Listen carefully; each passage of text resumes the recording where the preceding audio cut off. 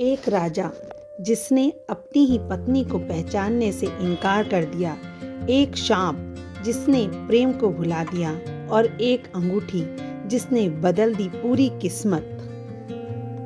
यह कथा है शकुंतला की। जब अप्सरा मेनका ने महर्षि विश्वामित्र की तपस्या भंग की, तब कुछ समय बाद उनके गर्भ से एक सुंदर कन्या का जन्म हुआ। परंतु स्वर्ग की अप्सरा होने के कारण मेनका उस बालिका को अपने साथ नहीं रख सकती थी। भारी मन से उसने उस नवजात शिशु को धरती पर एक शांत वन में छोड़ दिया और स्वर्ग लौट गई। वह नन्ही बालिका अकेली थी। चारों ओर घना जंगल, जंगली पशु और अनजान वातावरण, परंतु प्रकृति स्वयं उसकी रक्षक बन गई। कुछ पक्षियों ने आकर उस बालिका को अपने पंखों से ढक लिया, उसे ठंड, धूप और खतरों से बचाया। ऐसा लग रहा था मानो स्वयं प्रकृति उस दिव्य बालिका की रक्षा कर रही हो। उसी समय महान तपस्वी कर्णव ऋषि उस वन से गुजर रहे थे। उन्होंने देखा कि एक शिशु पक्षियों के बीच सुरक्षित लेटा हुआ है। यह दृश्य देखकर वे आश्चर्यचकित रह गए। उन्होंने ध्यान लगाया और तुरंत समझ गए कि यह कोई साधारण बालिका नहीं, बल्कि दिव्य भाग्य लेकर जन्मी है। कर्णव ऋषि ने उस बालिका को अपने आश्रम में ले जाकर उसे अपनी पुत्री की तरह पालने का निर्णय लिया। क्योंकि उस बालिका की रक्षा शकुन यानी पक्षियों ने की थी, इसलिए ऋषि ने उसका नाम शकुंतला रखा। समय बीतता गया और शकुंतला बड़ी होने लगी। वह अत्यंत सुंदर, कोमल हृदय और सरल स्वभाव की थी। आश्रम का वातावरण ही उसका संसार था। वह पेड़ों से प्रेम करती थी, पशुओं को भोजन खिलाती थी और आश्रम के सभी कार्यों में कर्णव ऋषि की सहायता करती थी। उसकी सुंदरता इतनी अलौकिक थी कि वन के पुष्प भी उसके सामने फीके प्रतीत होते थे। एक दिन हस्तिनापुर के पराक्रमी राजा दुष्यंत शिकार करते करते उसी वन में आ पहुंचे। शिकार का पीछा करते हुए वे कर्णव ऋषि के आश्रम तक पहुंच गए। वहां उनकी दृष्टि पहली बार शकुंतला पर पड़ी। वह उसी क्षण उनके हृदय में प्रेम जाग गया। शकुंतला की सरलता, सौम्यता और दिव्य आभा ने राजा दुष्यंत को मंत्र मुग्ध कर दिया। उन्होंने उससे उसके बारे में पूछा और जब उन्हें ज्ञात हुआ कि वह कर्णव ऋषि की दत्तक पुत्री है, तो उनका सम्मान और बढ़ गया। धीरे धीरे दोनों के बीच वार्तालाप बढ़ने लगा और यह वार्तालाप प्रेम में बदल गया। दिन बीतते गए और उनका प्रेम गहरा होता गया। अंततः उन्होंने गंधर्व विवाह कर लिया, बिना किसी आडंबर के, केवल प्रेम और वचन के साथ।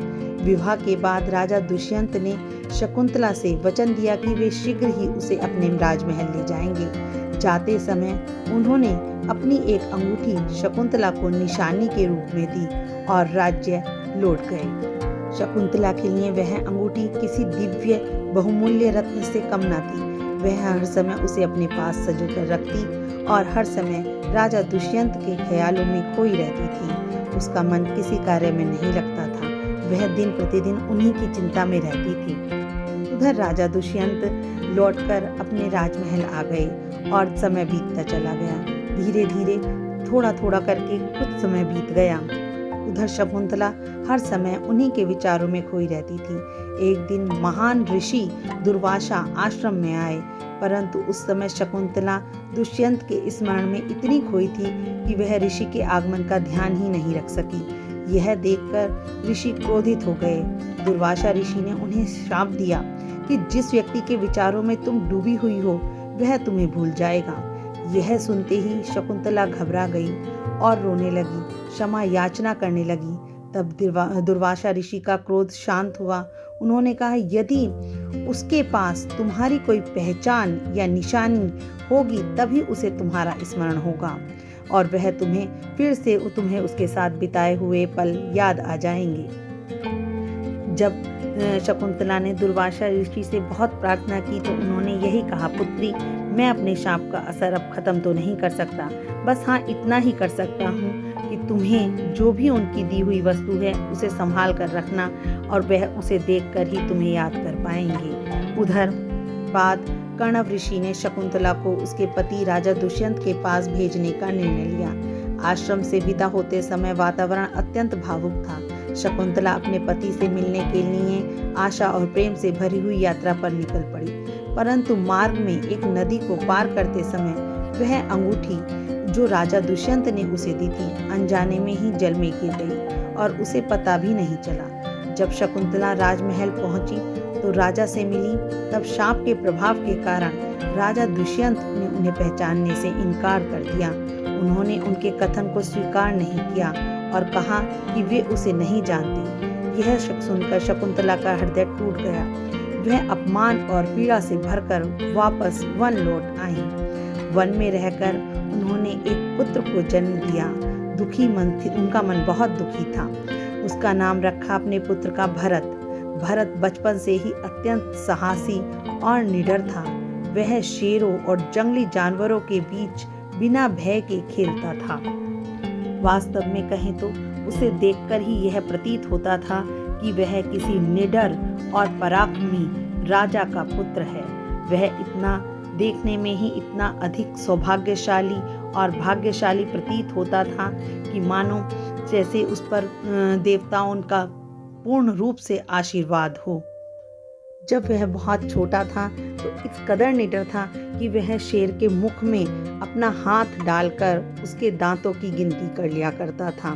वह बचपन से ही शेर, जंगली जानवरों और पशु पक्षियों के बीच पला था, तो उसे वह उनसे अतिक लगाव और निडरता उसके रक्त में भरी हुई थी।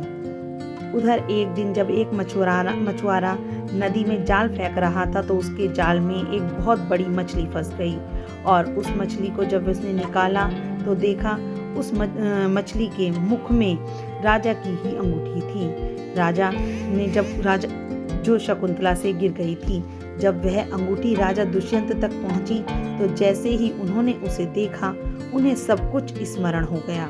शकुंतला, उनका प्रेम, उनका विवाह और उनका वचन। पश्चाताप से उनका हृदय भर उठा। उन्हें अपनी भूल का गहरा दुख हुआ।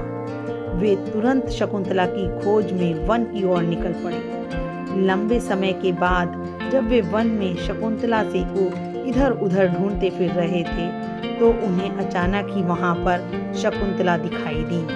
उन्हें देखकर राजा के पश्चाताप के आंसू निकलने लगे।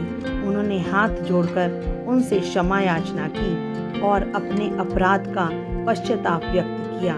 शकुंतला ने भी सत्य जानकर उन्हें क्षमा कर दिया। उसी समय राजा की दृष्टि अपने पुत्र भरत पर पड़ी, जो निर्भय होकर सिंह के मुख में हाथ डालकर खेल रहा था। यह दृश्य देखकर राजा दुष्यंत समझ गए यह कोई साधारण बालक नहीं बल्कि महान भाग्य का धनी है। राजा ने शकुंतला और भरत को अपने साथ राजमहल ले जाकर सम्मान पूर्वक स्थान दिया। आगे चलकर वही बालक भारत का महान सम्राट बना, जिसके नाम से भारत का देश का नाम भारतवर्ष पड़ा। धन्यवाद। आपको यह कहानी कैसी लगी अवश्य कमेंट में बताइएगा और लाइक सब्सक्राइब करें।